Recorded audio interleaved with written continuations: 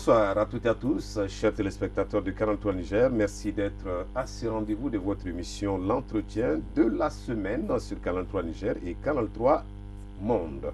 Notre invité cette semaine est un ingénieur nigérien. Il est ingénieur en génie industriel, option énergétique. Monsieur Ali Abdou Bonguéré, c'est son nom, est aussi coordonnateur du réseau Climat Développement. Et c'est à juste titre que nous le recevons ce soir pour nous entretenir de la problématique justement du changement climatique. Bonsoir, Monsieur Bonguéré. Bonsoir. Merci d'être venu. Alors, première question de cet entretien. Quand on parle de changement climatique ou de règlement climatique, qu'est-ce qu'on veut dire exactement? Merci. Donc, changement climatique et dérèglement climatique, c'est ce qui est en discussion présentement. Changement climatique, le concept se définit de deux façons. L'une des premières façons, c'est la définition que donnent les scientifiques. Qui parlent de changement des paramètres météorologiques, mais un changement qui est observé sur une échelle de plusieurs décennies, de quelques 20 ans à pratiquement une centaine d'années. Et ce concept n'est pas à confondre avec le réchauffement climatique. Le réchauffement climatique, c'est différent. Le changement climatique peut impliquer le refroidissement du globe, tout comme le réchauffement du globe. Et quant au réchauffement, ce qu'on observe maintenant, c'est vraiment quelques degrés en plus à la surface du globe. Et il est perceptible à une certaine échelle humaine. Si je vous demande, nous sommes dans un pays où la majorité est analphabète. Si je vous demande en termes clairs, en termes précis, qu'est-ce qu'on peut entendre par changement climatique? Oui, c'est ça. Donc, l'autre façon, c'est vraiment la définition terre à terre. Le changement climatique, c'est un peu le changement des paramètres météorologiques. Maintenant, creuser dans les autres paramètres qui sont temporels, ce serait perdre les gens dans les définitions techniques. C'est vraiment un changement. Soit il fait plus froid qu'une certaine période de référence, ou il fait plus chaud par rapport à la même période de référence. Voilà. Le changement, c'est en termes de temps, c'est en termes de météo, comme vous l'avez dit. Oui, le changement, c'est soit ce que j'ai dit, soit on a quelques degrés en plus ou quelques degrés en moins. Mais pour ce qui concerne la grosse problématique du siècle, c'est vraiment un réchauffement, donc une augmentation des moyennes globales des températures. Voilà. Monsieur Bonguéré, alors parlons des causes et des conséquences justement de cet état de fait. Quelles sont les causes et quelles sont ses conséquences? Oui, monsieur Jibo, en fait, les changements climatiques existent depuis tout le temps. Il a toujours fait plus chaud ou plus froid selon une certaine période de référence depuis pratiquement des centaines de millions d'années. Mais pourquoi c'est aujourd'hui que ça préoccupe en fait? Aujourd'hui, ça préoccupe parce que avant l'ère industrielle, le changement là, il est un peu constant. Il n'est pas du tout positif que ces dernières années, donc l'année industrielle. À partir de l'industrialisation du monde, on a constaté que effectivement les changements se résument à des réchauffements constants et ça pique. Donc on est en train de se poser quelques questions. Si on continue sur la même lancée, où est-ce qu'on va s'arrêter? Parce que déjà les 20 dernières années, là, comme on l'a vu, ces 20 dernières années ont été les plus chaudes du siècle. Quand on continue dans la même lancée, on verra maintenant l'implication, quand on verra les causes de ces changements-là, on constate qu'effectivement, ces dernières années ont été les plus chaudes du siècle. Et ça ne fait que grimper. Maintenant, quant aux causes, les causes de ces changements climatiques, comme je le disais, les changements existent.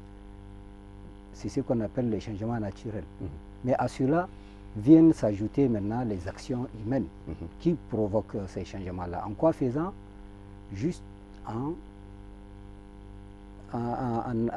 ajoutant sur ce qui existe déjà quelques conséquences de l'action humaine, notamment l'industrialisation qui a occasionné des émissions de gaz à effet de serre qui sont parties, donc se concentrer dans la couche d'ozone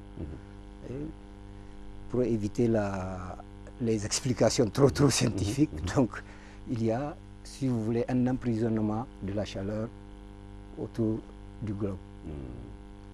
Le système naturel étant naturellement un régulateur de température, il ne fonctionne plus parce que sa composition, si vous voulez, chimique a été modifiée par les gaz qui sont issus de l'industrialisation, donc de l'action humaine. Là, on parle d'activité humaine, action anthropique. Donc voilà pourquoi ces derniers temps, on a constaté que ces dernières années ont été les plus chaudes. Les plus chaudes. Cela veut dire que c'est la chaleur qui inquiète alors? Oui. Ce changement climatique a plus d'impact quand la température vraiment monte, en fait, c'est cela? Bon, il n'y a pas que la chaleur. Là, vous parlez des conséquences. On a vu les causes, en fait, en plus de ce qui existe déjà, il y a l'action humaine. Ça, c'est sur le plan cause. Maintenant, ce que cela peut avoir comme conséquence, il y a plusieurs conséquences. Vous avez donc la chaleur, et avec tout ce que ça peut engendrer. Vous avez aussi des sécheresses, l'irrégularité des pluies qui impacte beaucoup plus les systèmes agricoles.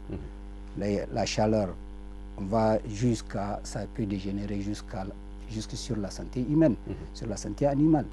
Vous avez des inondations aussi qui peuvent être causées par ces changements climatiques-là. Donc vous avez toute une panoplie de conséquences que cela peut avoir sur la vie humaine. Aujourd'hui, quand on prend le Niger, notre pays, vous êtes à la tête d'un réseau justement qui œuvre en ce sens. Comment vous pouvez sous-peser justement les conséquences de ce développement climatique sur notre pays? Bon, pour ce qui est du Niger, vous savez, il y a beaucoup d'études qui ont été menées dans ce sens, notamment au niveau du secrétariat exécutif du CNEDD, qui est point focal de la Convention cadre des Nations Unies sur les changements climatiques. Donc ces études-là ont révélé un certain nombre de secteurs qui sont vulnérables vis-à-vis de ces changements climatiques-là. Quels sont ces secteurs? Il y a l'agriculture, vous avez l'agriculture, la santé, et pratiquement tous les domaines sensibles pour le développement. Ils sont impactés de quelle manière ici au Niger? Vous avez les inondations. Les inondations qui peuvent impacter plusieurs secteurs, dont notamment le secteur de la sécurité alimentaire. Tous les 4 piliers de la sécurité alimentaire sont impactés de la même manière par les changements climatiques. Vous avez donc l'agriculture, qui est un moyen d'assurer cette sécurité alimentaire-là, qui est impactée aussi. Vous avez les sécheresses, comme je le disais, donc, qui contribuent à la baisse de la production agricole. Vous avez aussi quelques maladies climato-sensibles qu'on observe ces derniers temps-là, qui sont directement liées à ces changements climatiques. Ça, c'est le cas du Niger. À l'échelle globale, le problème est beaucoup plus énorme. Vous avez, ça peut même avoir des implications sur le système global financier, avec tout ce qu'il y a comme pertes dues aux catastrophes naturelles, qui ont, je le dis bien, qui ont une certaine source, qui sont impactées d'une façon ou d'une autre dû à ces changements climatiques. Vous êtes un acteur clé quand même dans le cadre de la lutte contre le changement climatique au Niger, à la tête de votre réseau Climat et Développement. Alors, quelle est votre contribution, n'est-ce pas, dans ce combat? Oui, le réseau Climat et Développement, qui est un réseau d'organisation de la société civile, intervient justement dans ce domaine. Ça fait bientôt 6 ans que ce réseau-là existe ici au Niger, et j'assure la coordination nationale. Ce réseau appuie l'État du Niger donc, dans le cadre de la formulation des stratégies, appuie le Niger dans le cadre des négociations climat, au niveau des conférences des Nations Unies sur le changement climatique. Ce réseau mène, avec l'appui des partenaires, des actions isolées un peu partout au Niger dans le cadre de la recherche des solutions à ces changements climatiques-là.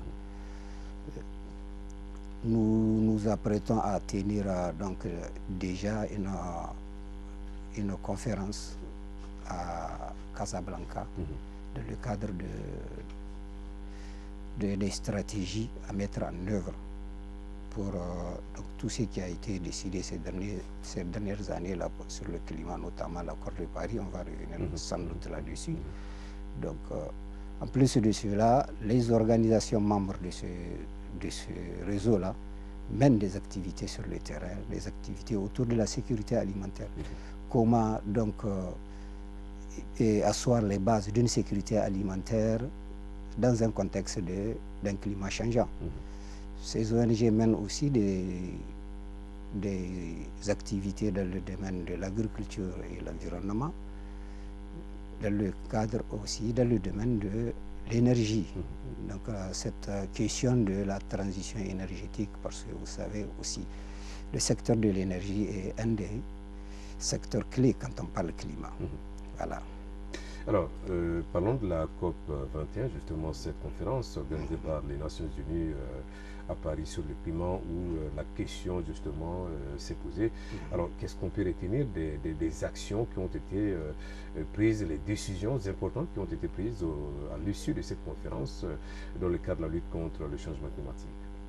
La conférence de Paris, effectivement, a servi de cadre d'un accord.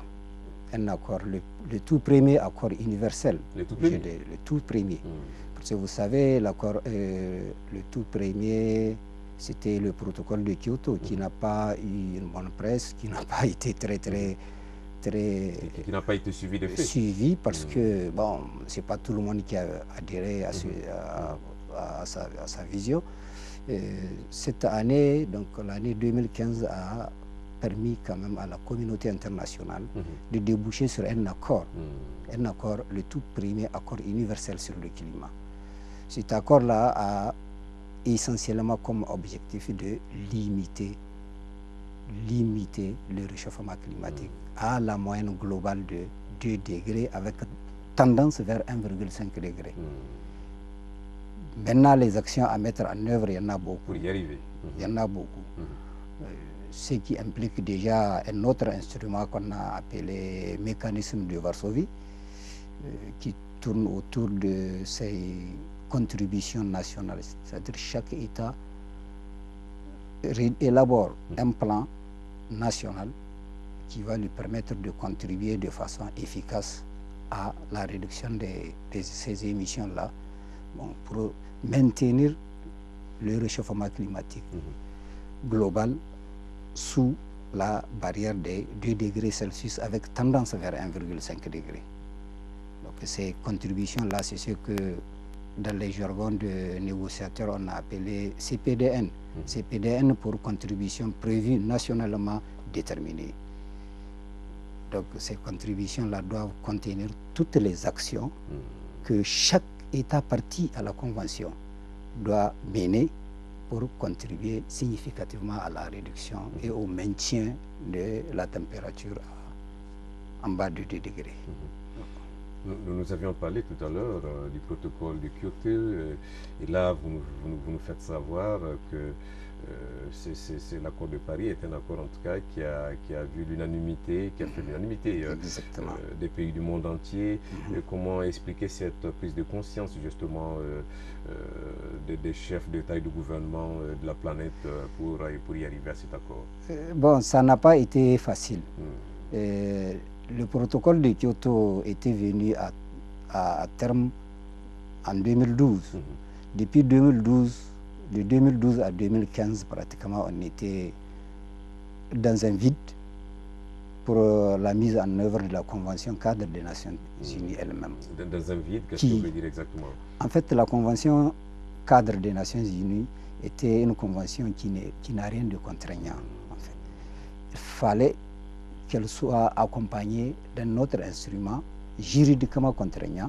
Et les gens avaient pensé en 1997 à la faire accompagner du protocole de Kyoto qui a pris fin d'ailleurs en 2012. Et le protocole de Kyoto, qui était le premier instrument juridique de cette convention-là, n'a pas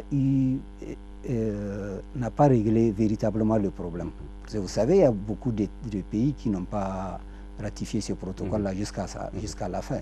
Et ce qui fait sa différence avec l'accord de Paris, c'est que l'accord de Paris a regroupé pratiquement tous les 195 États partis à la Convention cadre des Nations Unies.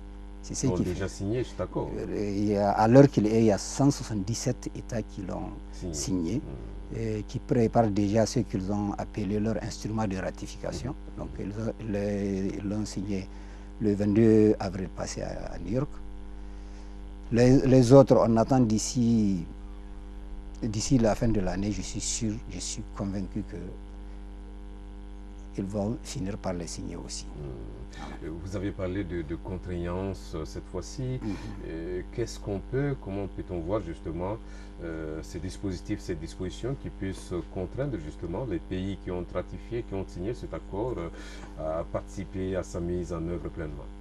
Oui, bon, la contrainte, l'une des contraintes, c'est d'abord, elle est au niveau de la communication. C'est-à-dire, il est important que chaque pays révèle à la face du monde ce qu'il est en train de faire. Maintenant, en termes d'action, c'est déjà une contrainte partagée avec tous les États partis. Voilà, moi, dans le cadre de cet accord-là, voilà ce que je suis en train de faire. Si c'est suffisant, on juge. Si ce n'est pas suffisant, on contraint le pays parti à fournir d'autres efforts supplémentaires pour essayer de rejoindre le bateau. C'est contraignant en ce sens qu'il peut y avoir des dispositions, des sanctions pour des pays qui ne respectent pas donc, les dispositions de l'accord. Ce qui n'a pas été prévu nulle part dans la Convention elle-même. Voilà un peu l'aspect contraignant de cet accord-là. Quant au nombre de pays qui l'ont déjà signé, moi je dis que c'est déjà un record. C'est déjà un record parce qu'aujourd'hui on est à 177 pays qui l'ont signé. Et parmi ces 177 pays, il y a au moins 3 des 4 plus gros pollueurs du monde. À savoir? Bon, je ne vais pas tellement les citer. Parlons de la question de moyens. On sait que cette lutte implique en tout cas des gros investissements. Qu'en est-il? Comment cela va-t-il se faire? Bon, ça c'est l'autre côté positif de l'accord. Parce qu'il est prévu dans le cadre de cet accord-là un accompagnement des pays en voie de développement. Qui sont moins pollueurs. Voilà, l'objectif c'est que d'ici 2000, vous savez, l'accord en tant que tel, il n'entre en vigueur qu'en 2020. Donc d'ici 2020, on ne va pas rester les bras croisés à attendre la date butoir pour appliquer l'accord. En attendant, on s'était dit que si on accompagnait ces pays en voie de développement avec une certaine enveloppe qui va leur permettre de mettre en œuvre leur CPDN et tout ce qui concerne les actions de lutte contre ces changements climatiques. Une première idée de ces financements tourne autour de 100 milliards de dollars. 100 milliards de dollars. Et chaque année d'ici 2020. Et après 2020 déjà, il faut envisager remonter le niveau d'ambition de cette enveloppe au-delà des 100 milliards. Mais d'ici 2020, on s'était dit qu'il faut minimum 100 milliards. Après 2020, on peut réviser, remonter ça à 150 milliards, pourquoi pas. Et au-delà, dans les environs de 2035, c'est plutôt 350 milliards qu'il faut chercher pour accompagner cette action de lutte contre le changement climatique. C'est un peu l'autre aspect positif de cet accord de Paris.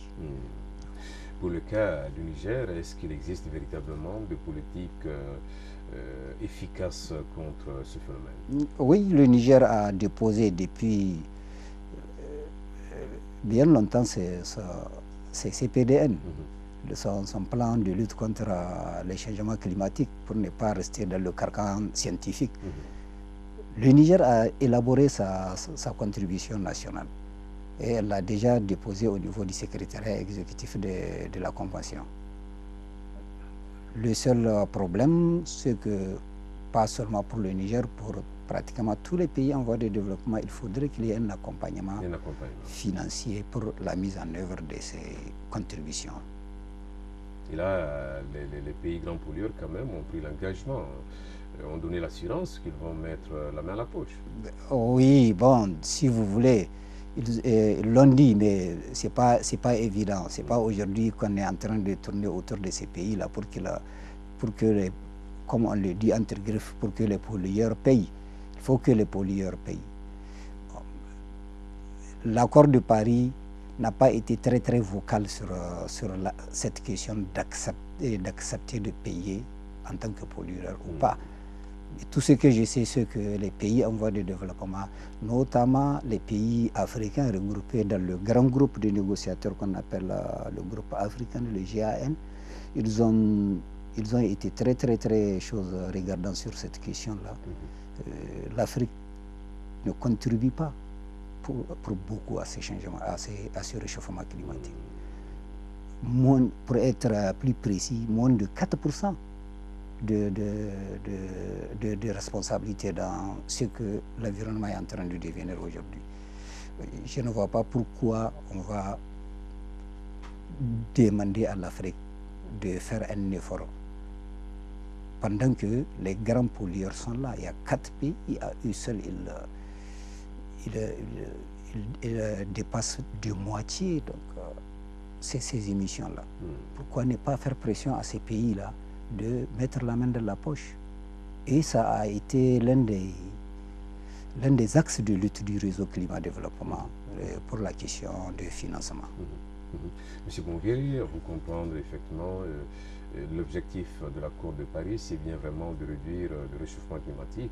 Alors vous, en tant qu'expert dans le domaine, avec votre expérience, qu'est-ce qui vous autorise, qu'est-ce qui vous amène à croire que cela est possible d'ici peu?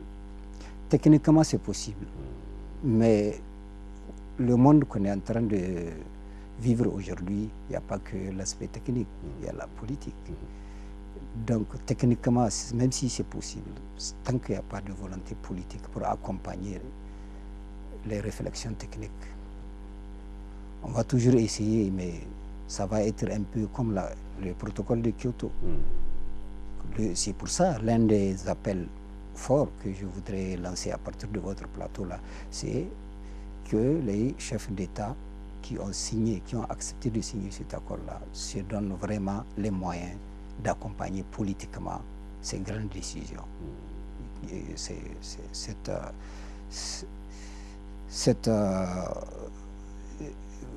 ce résultat inédit de conférence climat, donc cet accord issu de la conférence de Paris. Merci Monsieur Bonguéry, c'est sur cet appel que vous venez de lancer que s'achève cet entretien de la semaine. Chers téléspectateurs, nous sommes à la fin de cet entretien. Nous recevions pour vous Monsieur Ali Abdou Bonguéry. Il est expert justement dans le domaine de la question, n'est-ce pas, de changement climatique. Vous nous avez suivis, merci d'avoir suivi, ce serait à la prochaine.